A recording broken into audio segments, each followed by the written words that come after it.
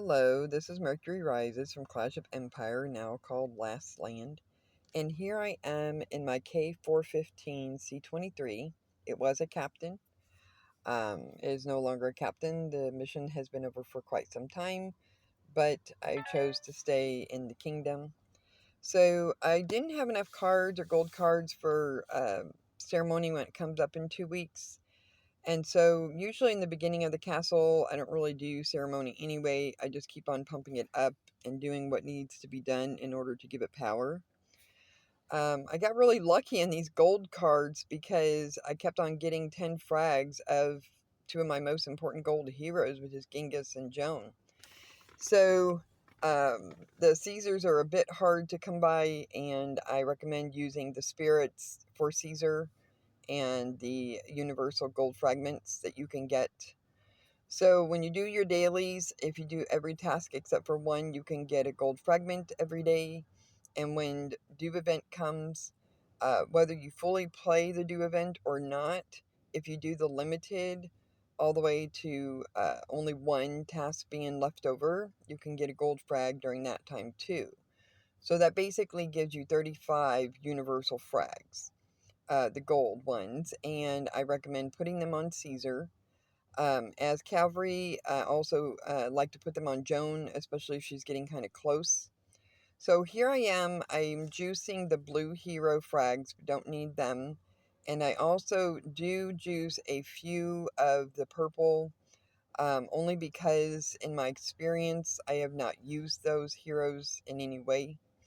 So I'm still trying to get a 6-star on my Diodora. And as you can see, my Caesar's a little low. So I do have a little bit of a lower guard, but it's not too low.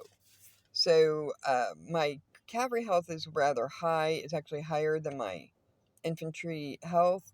So I've been kind of pumping Joan up a little bit as trying to get her to level 30.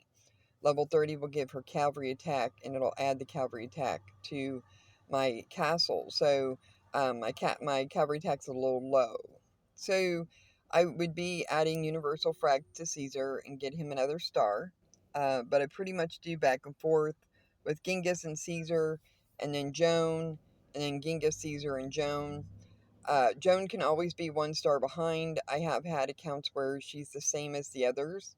The stars actually give more power to the hero than the juice, than the hero experience. But I did get her up a couple levels. Now, and generally speaking, with your heroes, you want to level them up to 10, and then you want to level them up to 20, and then you want to level up the important ones to 30. Now, what I mean by important ones is that for cavalry, Alex is less important. He doesn't give as much infantry guard stats. A lot of times I don't even use him. I'll use a purple hero instead for cavalry health or even cavalry defense if I'm using Dora. But the heroes are more higher power with the stars than the hero experience. But usually you keep about it is at ending with 0. And the reason for that is that their next attribute opens up.